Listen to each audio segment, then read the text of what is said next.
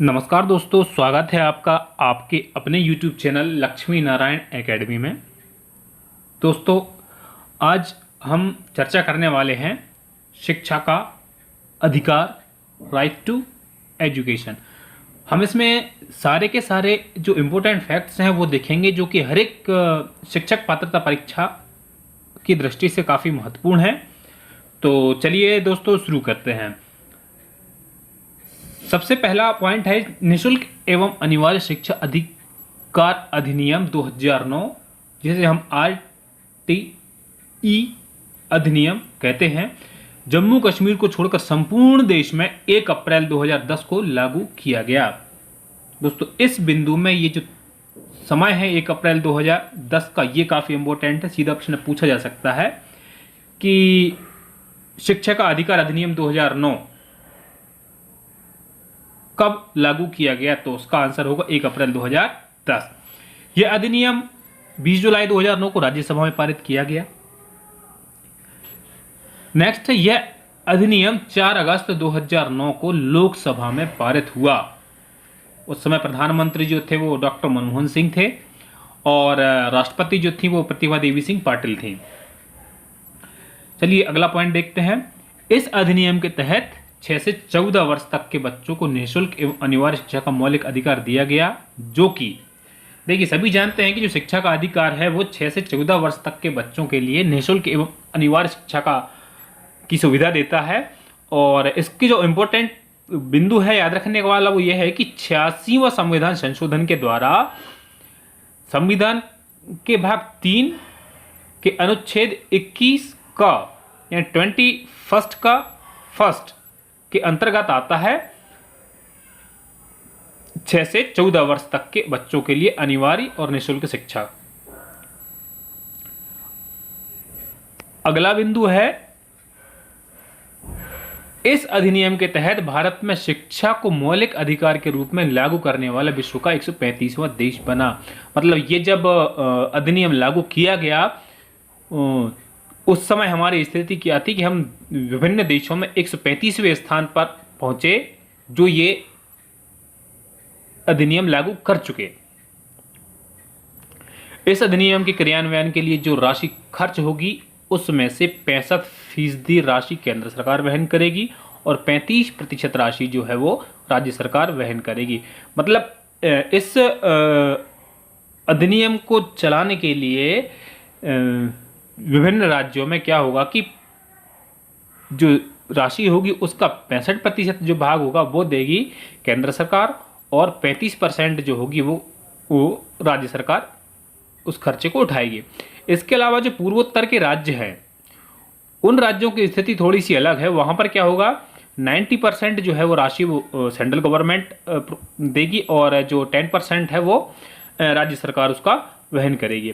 अब हम देखते हैं दोस्तों RTE की कुछ विशेषताएं। यह अधिनियम 6 से 14 वर्ष के बच्चों के लिए, या यूं समझ लीजिए कक्षा 1 से 8 तक की कक्षा के बालकों के लिए निःशुल्क अनिवार्य शिक्षा प्रदान करने के लिए है। दोनों बातें होती हैं, इस दोनों तरह से ये पूछा जा सकता है, कक्षा 1 से 8 या फिर आयु से पूछेंगे तो 6 से 14 वर्ष। इस अधिनियम के तहत सरकारी विद्यालय में निःशुल्क शिक्षा दी जाती है और निजी विद्यालयों में 25% सीटें आर्थिक तौर पर कमजोर वर्ग के बच्चों के लिए आरक्षित की जाती हैं। प्रश्न आपसे पूछा जा सकता है दोस्तों कि RTE 2009 के अनुसार निजी विद्यालयों में कितने प्रतिशत सीटें आरक्षित की जाती हैं आर्थिक रूप से कमजोर वर्ग के लोगों के लिए या बच्चों के लिए, तो उसका आंसर होगा 25%। अगला पॉइंट है, इस अधिनियम के तहत बच्चों को शारीरिक एवं मानसिक रूप से प्रताड़ित एवं दंडित करना प्रतिबंधित है। जी हाँ दोस्तों, RTE 2009 के अकॉर्डिंग हम बच्चों को ना तो शारीरिक रूप से और ना मानसिक रूप से दंड दे सकते हैं। यदि ऐसा होता है तो संबंधित शिक्षक, प्राचार्य सभी के खिलाफ कानूनी कार्रवाई होती है। चलिए दोस्तों आगे देखते हैं। इस अधिनियम के तहत कोई भी बालक प्रारंभिक शिक्षा पूरी होने से पहले, मतलब कि कक्षा 1 से लेकर 8 तक की स्थिति में ना तो उस बच्चे को स्कूल आने से कोई रोक सकता है और ना ही विद्यालय उसे निकाल सकता है, कक्षा 1 से 8 तक की स्थिति में। इस अधिनियम के तहत प्रारंभिक शिक्षा पूरी होने तक बालक के सीखने का रिकॉर्ड रखना अनिवार्य होगा। प्रत्येक बच्चे का कक्षा 1 से लेकर के कक्षा 8 तक का संपूर्ण रिकॉर्ड रखा जाता है कि उस बच्चे ने कब क्या किया। इस अधिनियम के तहत यह प्रावधान है कि यदि कोई विद्यालय विद्यार्थी से फीस वसूलता पाया गया तो उस विद्यालय को विद्यार्थी फीस का 10% जुर्माना लगाया जा सकता है। मतलब अगर कोई स्कूल फीस लेता हुआ पाया जाता है तो जो उसकी फीस होगी उसका 10% जुर्माना उस पर लगाया जाएगा। जो उसकी वार्षिक फीस होगी उसका 10% जुर्माना उस स्कूल पे लगाया जाएगा। अगला बिंदु देखते हैं। इस अधिनियम के तहत विद्यालय में प्रवेश लेने के लिए कोई प्रवेश परीक्षा न लेने का प्रावधान है। मतलब ये अधिनियम ये भी बोलता है कि भाई हम किसी भी प्रकार का एंट्रेंस टेस्ट इसके लिए बच्चों को नहीं देना होगा। इस अधिनियम के तहत विद्यार्थी को जन्म प्रमाण पत्र के अभाव में विद्यालय में प्रवेश से रोका नहीं जाएगा। मतलब अगर बच्चे के पास बर्थ सर्टिफिकेट नहीं है तब भी उस बच्चे का एडमिशन होगा। चलिए आगे देखते हैं। इस अधिनियम के तहत कोई भी विद्यालय स्थानांतरण प्रमाण पत्र के लिए किसी भी प्रकार का विलंब शुल्क नहीं लेगा।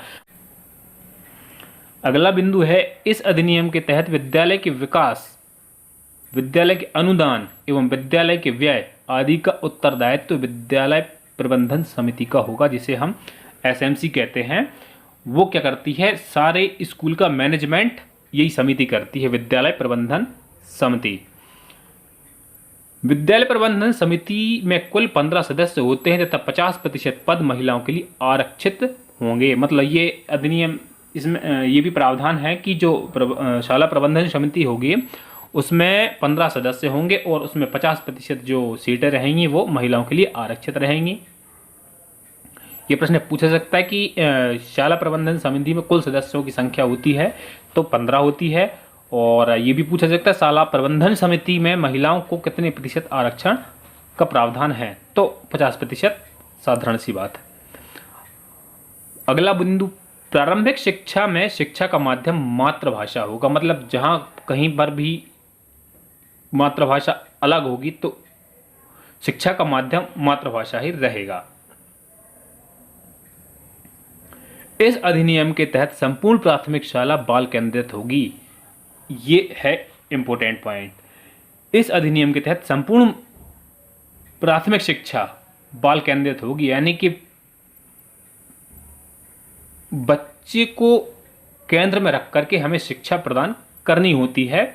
इस अधिनियम के तहत प्राथमिक विद्यालय में शिक्षक विद्यार्थी अनुपात, दोस्तों ये काफ़ी इंपॉर्टेंट पॉइंट है कि प्राथमिक विद्यालय में शिक्षक विद्यार्थियों का अनुपात क्या होता है, तो 40 विद्यार्थियों पर एक शिक्षक का प्रावधान इस अधिनियम में है। उच्च प्राथमिक विद्यालय में इस शिक्षा का अनुपात, शिक्षक और विद्यार्थियों का अनुपात क्या रहेगा, 1:35, यानी कि 35 बच्चों पर एक शिक्षक रहेगा। सिर्फ प्राथमिक विद्यालय में 40 विद्यार्थी हैं और उससे ऊपर जो स्कूल रहेंगे उनमें 35 बच्चे रहेंगे और एक शिक्षक। प्रारंभिक शिक्षा में प्रति सप्ताह कम से कम 45 कालांश अनिवार्य हैं। दोस्तों देखिए, जो प्राइमरी स्कूल्स होते हैं प्रारंभिक शिक्षा के, यानी कि 1ली से 5वीं तक के, उनका ये भी प्रावधान है कि एक सप्ताह में कम से कम 45 पीरियड्स लगे हों प्रति सप्ताह। कक्षा 1 से 5 तक कुल कार्य दिवस 200 एवं कालांश 800 होने चाहिए। ये भी प्रीफिक्स है पहले से ही कि भाई कार्य दिवस 200 होंगे और कालांश होंगे 800, यानी कि पीरियड कितने होंगे, 800। अब वहीं कक्षा 6 से 8 के लिए कुल कार्य दिवस 220 एवं कालांश 1000 होना चाहिए। ये पहले से प्री डिसाइडेड है। और एक महत्वपूर्ण बिंदु और है कि एक शिक्षक प्रति सप्ताह 45 घंटे काम करेगा। ये भी पहले से फिक्स है कि जो शिक्षक होगा वो 45 घंटे काम करेगा। उम्मीद करता हूं दोस्तों ये प्रयास भी आपको पसंद आया होगा। वीडियो के डिस्क्रिप्शन में इसका PDF भी मैं डाल दूंगा, आप चाहें तो वहां से भी इसे निःशुल्क डाउनलोड कर सकते हैं। और दोस्तों कृपया सपोर्ट करते रहें। धन्यवाद।